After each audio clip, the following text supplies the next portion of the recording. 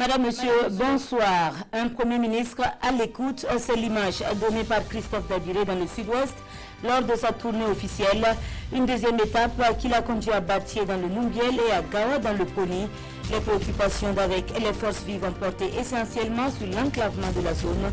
Vous aurez la substance des échanges en ouverture de journal. Situation économique difficile pour les entreprises se ravitaillant en Chine. La crise sanitaire met à mal la bonne marche des activités d'approvisionnement. 300 millions de marchandises bloquées pour Indico Publicité et une réserve qui s'amenuise.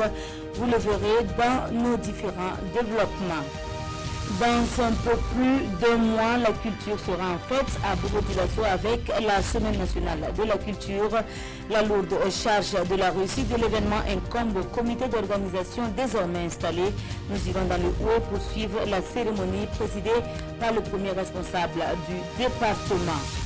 En Libye, la trêve semble relever de l'utopie un mois après la conférence de Berlin.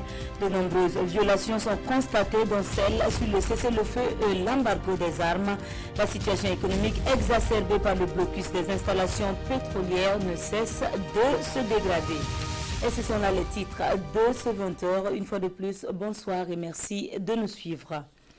Un appel à la solidarité pour relever les défis du développement, c'est le vœu du chef de l'État transmis par le Premier ministre aux populations du Sud-Ouest. C'était à la faveur de sa tournée officielle. La deuxième et dernière partie s'est déroulée à Batié et à Gawa ce 15 février. Les échanges directs entre le Premier ministre et les forces vives ont tourné autour de leurs préoccupations. La synthèse des rencontres avec Elvis Twina et Ahadi Sandamba. Je ne suis pas venu pour vous parler, mais plutôt pour vous écouter. C'est en ces termes que le Premier ministre s'adresse aux forces vives du Numbiel. À leur tour donc, les représentants des différentes couches sociales sont intervenus pour poser leurs préoccupations. De l'accès à l'eau potable à l'insuffisance d'infrastructures scolaires et sanitaires, en passant par la création d'emplois pour les jeunes et les femmes, la dotation du CMA de bâtir d'un plateau technique adéquat. La liste est loin d'être exhaustive, les préoccupations des populations du Numbiel sont énormes. Et comme il fallait s'y attendre, le bitumage de la route nationale numéro 11 a été réclamé par tous les intervenants. Sur cette dernière question, le ministre des Infrastructures rassure. Nous avons parcouru cette route ce matin et le bulldozer, sur instruction du Premier ministre ici présent, fera en sorte qu'avant le début de l'hivernage, vous ayez des bulldozers pour que cette route-là soit en bon état en attendant les travaux de bitumage. Nous avons l'assurance, à partir du moment où nous disposons des études, que la route Gawa-Batié sera une belle route en béton bitumineux très bientôt. Je ne vous dis pas qu'elle va être bitumée avant la fin de l'année 2020. Je ne vous dis même pas qu'elle va commencer avant la fin de l'année. Nous ferons en sorte qu'elle soit praticable, qu'elle soit correcte, mais nous ferons en sorte avec vous que le président Roch-Marc Christian Kaboré puisse l'inaugurer avant la fin de son deuxième mandat. Dans la province du Poni, c'est le manque d'eau, le manque d'infrastructures routières et sanitaires et la réalisation d'un pont sur le fleuve Mouhoun dans la commune rurale de Nako pour rallier le Ghana voisin qui préoccupe plus d'un. Et pour Christophe Marie-Joseph Dabiré, toutes ces préoccupations sont légitimes, donc il engage son gouvernement sur les voies de la recherche du bien-être des populations. Ce que j'ai entendu ne fait que m'édifier dans la connaissance que j'ai de cette région-là. Alors l'engagement que nous pouvons prendre en tant que gouvernement, c'est d'accompagner les forces vives de cette région dans leur quête de bien-être social, leur quête de bien-être économique. Et chaque fois que nous pourrons le faire avec l'accompagnement des partenaires techniques et financiers qui continuent d'accompagner notre pays dans la réalisation des infrastructures, dans la construction du développement, eh bien, nous n'hésiterons pas à le faire. Mais au-delà de tout, le Premier ministre dit être porteur des messages du chef de l'État en venant ici dans la région du Sud-Ouest, un message empreint d'unité. Et pour pouvoir vaincre le terrorisme, les Burkinabés doivent être unis. L'unité, c'est également ce qu'il souhaite pour le développement économique et social de ce pays. L'unité pour renforcer la cohésion sociale et le vivre ensemble au Burkina Faso.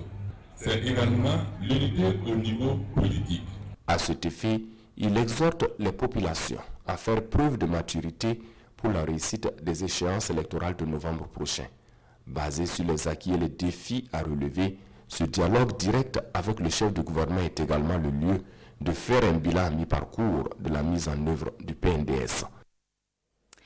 Une unité de transformation industrielle qui fonctionne aux énergies renouvelables. C'est le constat dans le sud-ouest avec la Fondation Dreyer. Portée par un couple allemand, elle est engagée dans les actions de développement au Burkina, notamment dans les domaines de l'agriculture et de l'éducation. Ce sont 2 décennies d'investissement qui sont saluées et encouragées par le Premier ministre à la faveur de sa tournée. Une visite immortalisée par Issaka Zabré et Lambert Assouma. Avec une capacité annuelle de production de près de 2000 tonnes de riz, l'unité de transformation de la Fondation Dreyer est le fleuron de l'industrie dans la province du Yoba. La spécificité de cette usine est qu'elle fonctionne essentiellement avec un champ solaire photovoltaïque et des réflecteurs solaires couplés à des brûleurs de balles de riz. En plus des énergies renouvelables et de l'industrie de transformation, la Fondation Dreyer intervient aussi dans l'agriculture et l'éducation depuis 2001. C'est ce travail que le Premier ministre est venu saluer. Je suis vraiment heureux de constater que cette fondation s'investit dans le développement de l'agriculture principalement. Et quand on voit les moyens qui ont été investis pour arriver à la création de cette usine et qui permet de mobiliser l'ensemble des producteurs de riz de cette zone-là, on ne peut que s'en féliciter. C'est une excellente chose. Ancien ministre de l'Agriculture et de l'Environnement, le docteur Laurent Sédugo est le responsable de la Fondation Dreyer ici à Dano. Pour lui, cette visite est une invite à mieux faire. Voir que les plus hautes autorités de notre pays s'intéressent à ce que nous faisons, évidemment cela ne peut que nous galvaniser, afin donc véritablement, comme je l'ai dit dans ma présentation, de faire de la région du sud-ouest désormais un grand pôle de production agricole. Avec la mesure du gouvernement de demander des produits locaux pour soutenir les cantines, je crois que c'est vraiment une bouffée d'oxygène pour les producteurs. À l'horizon 2021, la Fondation Dreyer compte produire plus de 5000 tonnes de riz décortiqué grâce à une nouvelle unité de transformation. Encourager également à se lancer dans l'entrepreneuriat plusieurs jeunes et femmes, 300 formés par le ministère de la Jeunesse et 208 porteurs de projets sur le plan national. Plus de 100 millions sont mis à leur disposition pour la mise en œuvre des 10 projets. C'est à Gawak qu'a eu lieu la remise des chèques en présence de nos reporters Omar Oussayon et Ahadi Sandamba. Des chèques, des attestations, des plaques solaires et divers autres matériels remis aux jeunes et associations de jeunes de la région du Sud-Ouest. Ce geste est du ministère en charge de la jeunesse qui entend par cet acte mettre cette frange de la population aux avant-gardes du développement du pays. Satisfaits de cette initiative, les bénéficiaires se sont engagés à relever les défis de l'auto-emploi. J'étais dans les besoins. Par la grâce de Dieu, j'ai eu 1 million de francs CFA comme chèque. Ça peut beaucoup me servir. Et je pense que je peux démarrer mon activité sans problème. Compte tenu du fait que la fonction publique même est vraiment saturée, avec l'encouragement du ministère de la Jeunesse à promouvoir nos activités, vraiment c'est une bonne initiative. Au niveau du département en charge de la jeunesse, l'on se dit toujours prêt à accompagner les jeunes dans leur quête d'emploi et d'entrepreneuriat. À l'occasion, tous ont appelé les bénéficiaires à la persévérance ainsi qu'à l'abnégation du travail. Le message, c'est d'abord qu'effectivement, ils prennent au sérieux le travail qu'ils veulent faire.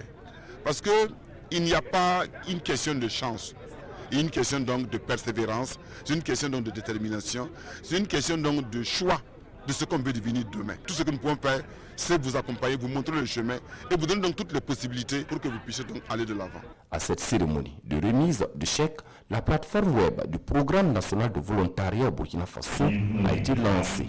Les jeunes des 4 coins du pays ont donc été exhortés à s'inscrire massivement afin de bénéficier du soutien de l'État burkinabé. Et l'autre bonne nouvelle, c'est à Palogo, à une dizaine de kilomètres de la ville de Koudougou. La commune accueille un barrage d'une capacité de 700 000 m3 d'eau. L'infrastructure a coûté plus d'1 milliard de nos francs et permettra aux riverains d'envisager une plus grande production agricole sur un potentiel de 10 hectares. La mise en eau est prévue pour la prochaine saison hivernale. La cérémonie d'inauguration avec Kuala Inebié et Béléman Nestor Toui. Il était attendu depuis plus d'une quinzaine d'années par les populations riveraines de Ramongo et Palogo. Aujourd'hui, ces jours fêtes, le barrage de Palogo dans la région du centre-ouest est maintenant une réalité grâce à l'engagement du chef de l'État. Le président Rochman Christian Kabouré a prévu de réaliser 50 barrages, travaux neufs et réhabilitation confondus. Et parmi ces barrages-là, il y avait effectivement le site de Palogo. C'est ainsi qu'en décembre 2018, les travaux ont été lancés et ont été réceptionnés en décembre 2019. Il n'est moins pour tout le monde, déjà pour les bénéficiaires qui voyaient toute cette eau de la rivière passer chaque année sans pouvoir la retenir pour des productions additionnelles. Les autorités s'engagent à aménager le barrage pour le bien-être de ces populations qui ne cachent pas leur satisfaction. Des mesures seront prises pour son entretien. Je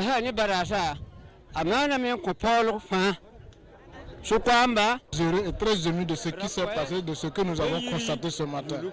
Car le barrage va profiter à toute la population de la zone, surtout en matière de production agricole, maraîchiculture, etc. Et c'est un rêve qu'ils ne s'attendaient pas à le voir réaliser.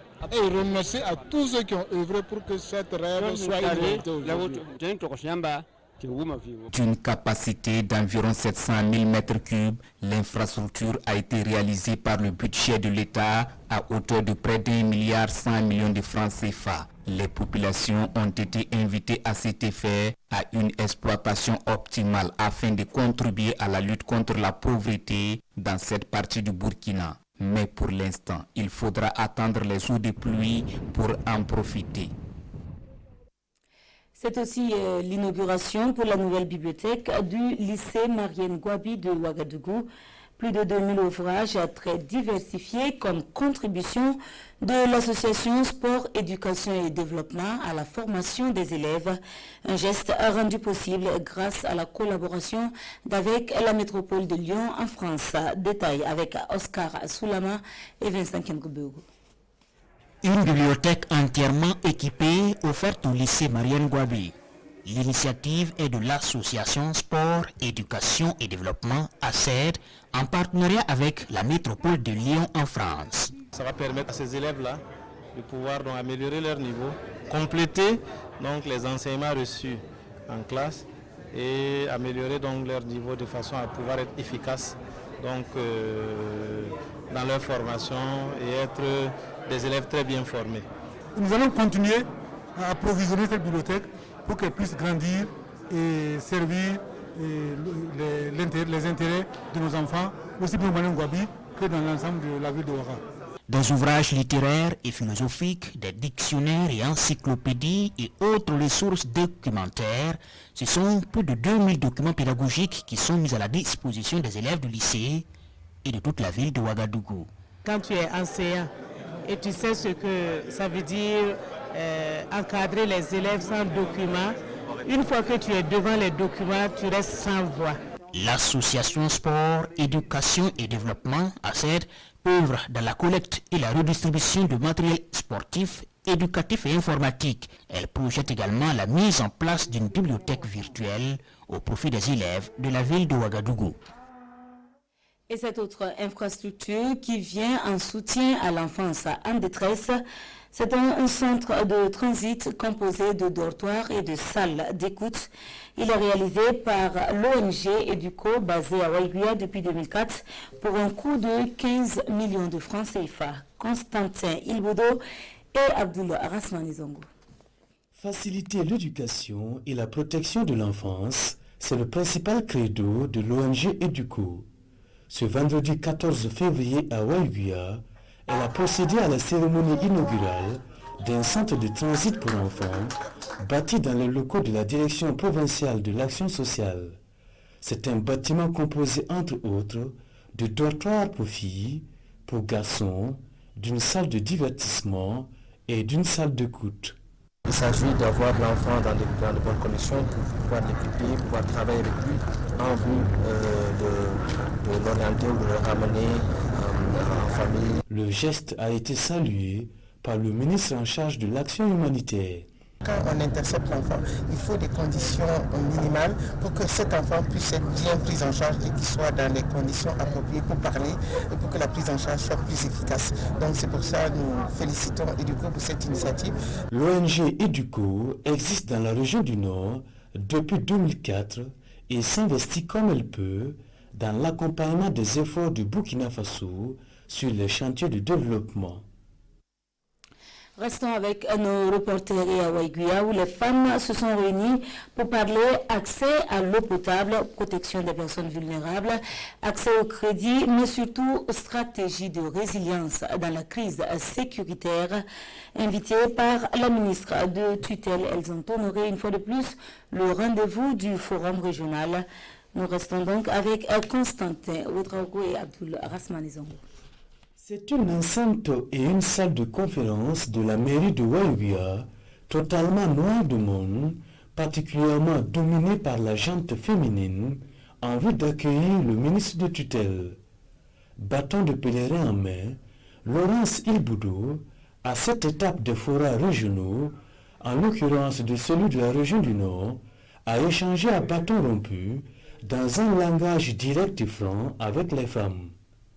Des femmes dont la représentante synthétise ici leurs préoccupations en 4 doléances. L'amélioration de l'accès des femmes à l'eau, la protection, l'insertion, le renforcement des capacités des femmes, de la jeune fille et des enfants déplacés internes de la région du Nord, la réflexion et l'équipement des maisons de la femme et enfin la mise en place d'un fonds de garantie à des conditions allégées. Après les échanges interactifs, le ministre en charge de l'action humanitaire apprécie. Nous devons prendre en compte les couches les plus vulnérables. Et dans les couches vulnérables, il y a des indigents qui sont chez eux et qui ont besoin d'accompagnement. Et le Burkina Faso, à travers le ministre en charge de l'action humanitaire, travaille à aider toutes ces couches avec le plan de réponse que nous sommes en train de préparer, qui est d'aider les femmes au relèvement. Laurence Ilboudou a également offert des pailles aux femmes vivant dans la précarité et réitéré son appel à une plus grande solidarité agissante et à des efforts collectifs renouvelés pour bouter le terrorisme et la pauvreté hors de la région du Nord en particulier et de tout le territoire national en général. Soutien indéfectible de la sous-section MPP de l'arrondissement 5 de Ouaga au chef de l'État pour un nouveau bail à la présidence. Un soutien matérialisé par un meeting et justifié, selon les organisateurs, par les efforts dans l'exécution de son mandat. Voyons cela avec Amadou Marcelto et Adama Guiti. 2020, le président du Faso, Roch-Marc Christian Kabouré, est en fin de mandat. Un mandat jugé satisfaisant par les militants et sympathisants du mouvement du peuple pour le progrès MPP de l'arrondissement 5 de Ouagadougou. Ils lui réaffirment ici leur soutien. Soutenir le président du Faso, c'est de soutenir nous-mêmes. Le président est là pour le Burkinabé. Aujourd'hui, on sort, on dit qu'il y a des terroristes à côté, à gauche, à droite. Hein, il y a des problèmes de gauche à droite. Bon, donc on doit soutenir le président pour qu'il ait le courage et savoir que le peuple burkinabé qui a donné le mandat sont derrière lui. Voilà, donc c'est pour ça que nous sommes sortis ce soir pour le dire, le président du Faso, la population de l'arrondissement 5, nous sommes derrière eux, lui avec son gouvernement et aussi les forces de défense et de sécurité. L'initiative répond à un appel des premiers responsables du parti pour qui Roch-Marc Christian Kabouré est resté un modèle malgré les multiples obstacles. Il faudra dire que c'est après plusieurs constats que nous avons demandé à la population de l'arrondissement numéro 5 de soutenir une fois de plus son excellent Roch-Marc Christian Kabouré après avoir traversé des épreuves que nous pouvons considérer que c'était du jamais vu au Burkina Faso. Parce que quand il faisait la campagne, on n'avait jamais mis le terrorisme devant. Et nous sommes victimes aujourd'hui. Pour nous, c'est une agression extérieure. Mais on ne pensait pas que des fils et des filles du Burkina Faso pouvaient s'insurger et faire couler le sang au Burkina Faso. Et le fait de pouvoir résister, on l'a donné 3 mois, 6 mois, fin d'année. Et aujourd'hui, nous sommes à pratiquement 8 à 9 mois des élections. Et nous pensons que réussir tel exploit, le peuple burkinabé a eu raison de le voter et de lui donner sa confiance. 2020, également une année électorale au Burkina Faso. S'enrôler afin d'accomplir ce devoir civique, c'est l'appel des représentants des jeunes, des femmes et des anciens à ce meeting de soutien. Nous changeons de registre et ce soir, on parle également de l'impact du coronavirus sur l'économie de certaines entreprises burkinabées. Celles que vous verrez tout à l'heure peinent à faire face au manque de matières premières en provenance essentiellement de la Chine. Les réserves s'épuisent et des commandes de plus de 300 millions sont actuellement bloquées. Nous faisons le constat avec notre équipe composée de Kwala Nebié et Amandine Alalsaga. En règle générale, c'est un magasin qui ne désemplit jamais. Ici, sont stockés des rouleaux de papier et de l'encre, toute la matière première nécessaire à la confection des gadgets publicitaires. C'est le domaine de prédilection de cette entreprise qui peine aujourd'hui à honorer ses commandes. Parce qu'à des milliers de kilomètres d'ici, le coronavirus, connu désormais sous le nom de Covid-19, a fait son apparition. L'épidémie qui sévit en Chine impacte négativement la vie de cette entreprise burkinabé. Son jeune patron ne sait plus à quel saint se vouer. Nous avons à l'heure d'aujourd'hui pratiquement 300 millions de commandes qui sont bloquées en Chine à cause de cette épidémie. Au jour d'aujourd'hui, il y a un statu quo. On n'a pas de planning de livraison. On a des conteneurs qui sont là-bas, qui sont prêts à être embarqués. La difficulté de nos partenaires vis-à-vis de ce retard est énorme. Donc ça veut dire que même s'ils comprennent qu'il y a une situation avec un de nos fournisseurs à l'extérieur, c'est nous qui sommes les premiers acteurs vis-à-vis d'eux. Donc c'est nous qui prenons le premier coup. Donc nous ne sommes pas encore arrivés là, mais on risque d'avoir des pénalités. Thibault n'a plus la possibilité de se rendre en Chine pour s'assurer de la qualité et la conformité de ses commandes. Et aujourd'hui, il hésite à prendre le risque de faire des approvisionnements à l'aveuglette. Je devais me rendre en Chine début février. J'ai demandé mon visa à l'ambassade chinoise en Côte d'Ivoire, mais ils ont demandé à ce que le visa soit mis en stand-by en attendant qu'il y ait une meilleure évolution de la situation en Chine. Pour Thibault, le temps est compté parce que ses stocks disponibles se rétrécissent comme peau de chagrin. Au jour d'aujourd'hui, on a un stock en papier qui est encore gérable, mais jusqu'à quand? Bon, je me suis fixé un mois et demi, parce que vu la distance, nous faisons des stocks de 6 mois renouvelables en fait. Donc, comme vous le savez, tout vient de la Chine. Il faut dire que personne n'est content. Je vis d'espoir au jour d'aujourd'hui pour mes clients parce que je vis ce qu'ils sont en train de vivre, parce que j'ai pris des engagements et j'ai toujours honoré mes engagements, mais à l'impossible, nul n'est tenu. Les yeux du jeune entrepreneur sont aussi tournés vers la communauté scientifique avec l'espoir qu'un traitement efficace sera trouvé contre le coronavirus pour rouvrir les routes de son approvisionnement dans l'empire du milieu, une source de prospérité pour lui au pays des hommes intègres. Du 28 mars au 4 avril prochain se tiendra la Biennale de la Culture à Bobo-Dioulasso. La 20e édition cette année veut marquer le coup par une organisation à la hauteur de la maturité de l'événement. Dès à présent, le comité d'organisation est mis en place. Il est piloté par Thierry Milogo depuis ce 15 février. L'installation avec Betty Bienaon et Mireille Carole Tourma.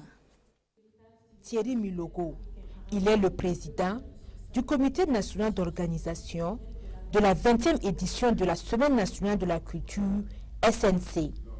Avec lui sont installés les présidents et vice-présidents des 19 commissions que compte le comité. Ils ont pour tâche l'organisation réussie de la Biennale de la culture burkinabé.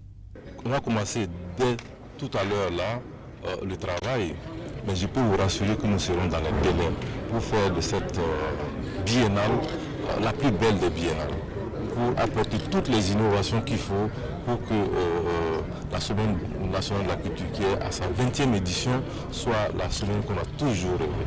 De l'avis du premier responsable du ministère de la Culture, transparence et rigueur devaient guider le comité national d'organisation ainsi installé. Nous leur avons indiqué que le gouvernement attend d'eux qu'ils fassent preuve de beaucoup de responsabilités, ce qui doit se traduire par la plus grande transparence dans leur manière de conduire cet événement, par une grande ouverture permettant de faire de cet événement un événement que les générations d'aujourd'hui et de demain ne doivent pas oublier. La 20e édition de la SNC se tiendra du 28 mars au 4 avril prochain avec pour thème diversité culturelle, ferment de l'unité nationale. Le Mali est le pays invité d'honneur.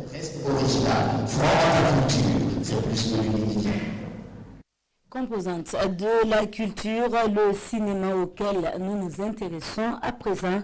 C'est un tour que nous faisons en salle pour découvrir la 7e sortie de Z Productions.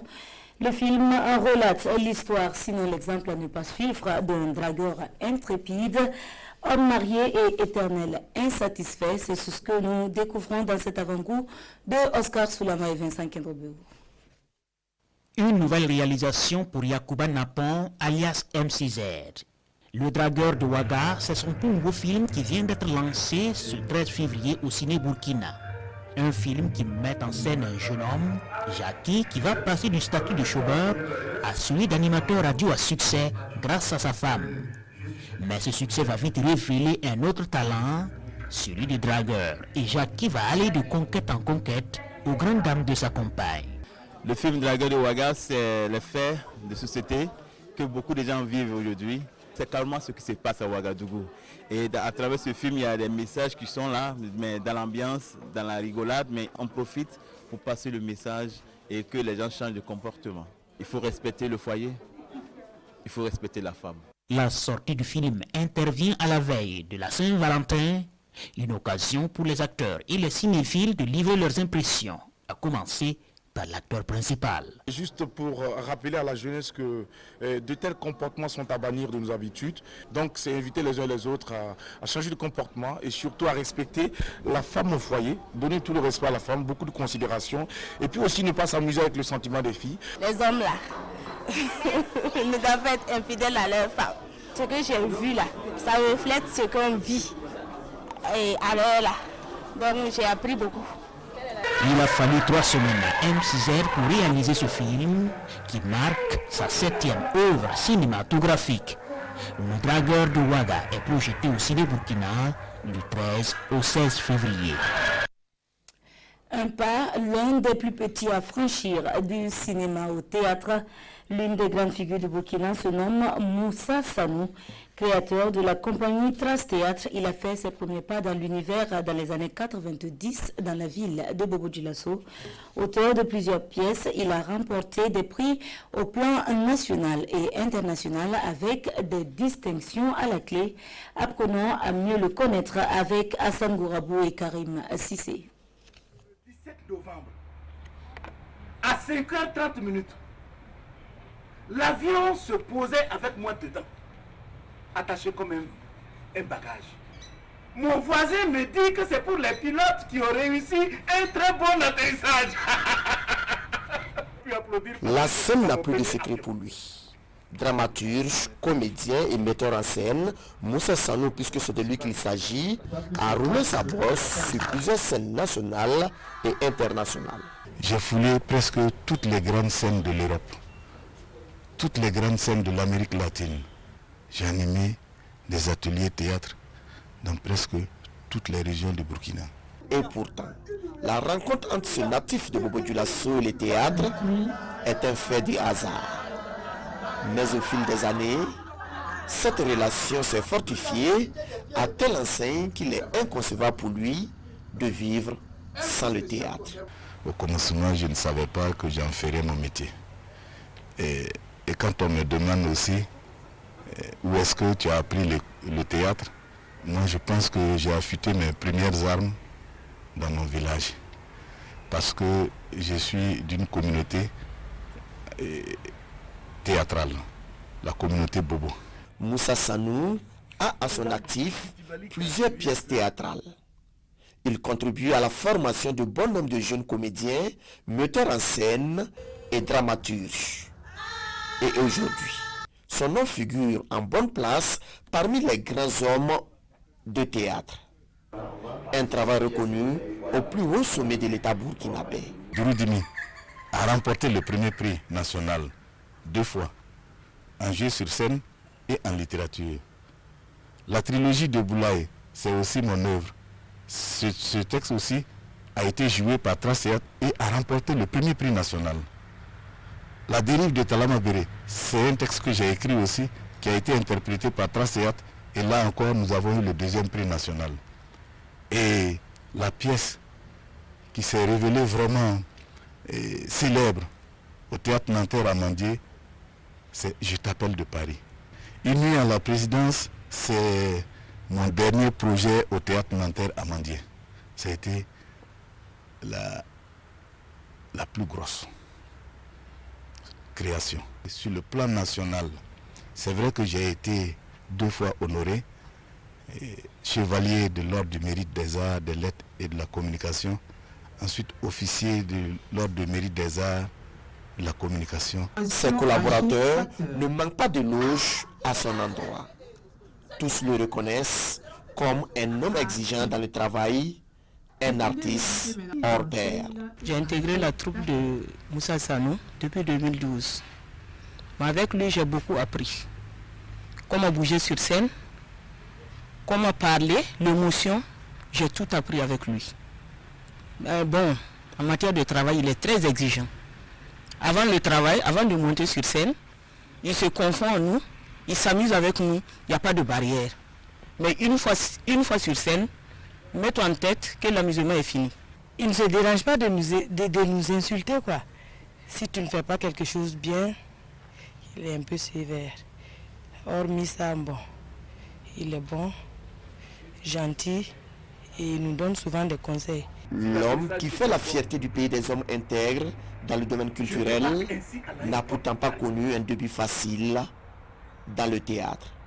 Chaque fois, ma maman me disait, paix à son âme, quand est-ce que toi tu vas te décider de te trouver un emploi?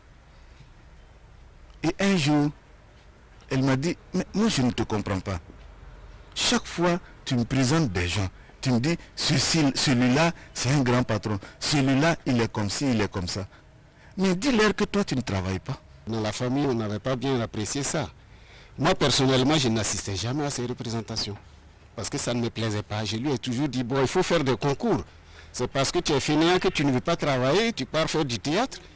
Bon, mon frère aîné, le grand frère à Moussa, me disait toujours, ben, toi, si ton travail est de faire rire les gens, vraiment, je ne sais pas qu'est-ce que tu veux dans la vie. On l'a toujours combattu, mais bon, il a tenu. Et aujourd'hui, bon, on les remercie, on les félicite quand même.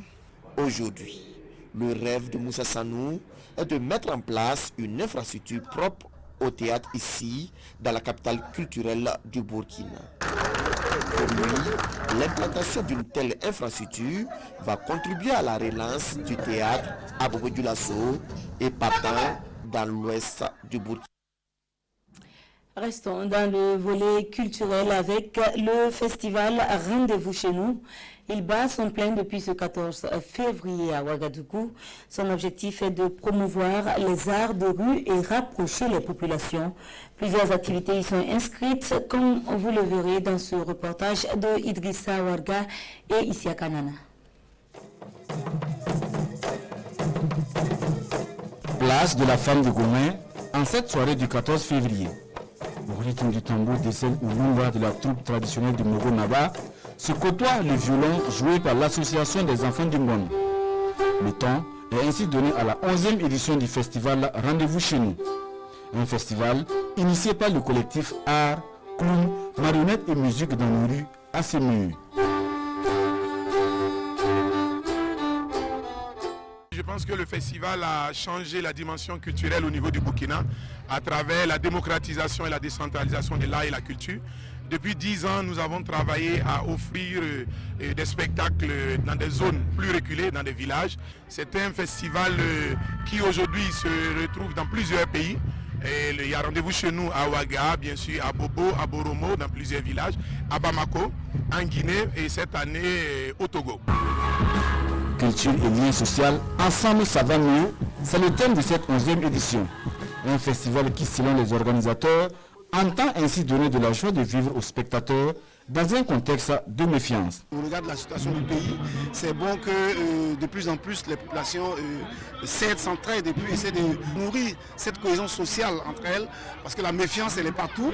Et donc quand on a vu la thématique, on a dit mais bien, vivre ensemble c'est vraiment l'idéal. Et aujourd'hui, pour sortir de ces problèmes qu'on vit, c'est vraiment être ensemble, c'est vraiment partager le bonheur, c'est vraiment partager la joie. Et c'est de mieux, parce que si chacun doit se retrancher dans sa position, c'est pas évident qu'on puisse s'en sortir. Et donc nous on salue cette thématique de cohésion sociale et de vivre ensemble. Jusqu'au 16 février prochain, la place de la femme de Gomi va ainsi vibrer au rythme du festival Rendez-vous chez nous. Un festival qui rend hommage cette année à l'homme de culture Hubert Kavambega, décédé lors de la première édition.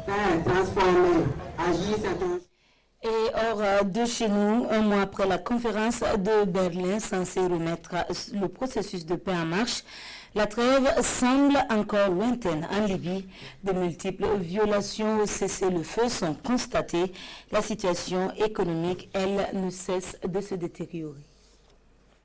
La photo de famille ne fera pas la une cette fois, pourtant c'est celle-là qui compte dans le dossier libyen.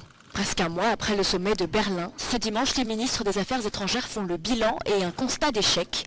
L'embargo sur les armes et le cessez-le-feu n'existent que sur le papier pour l'instant.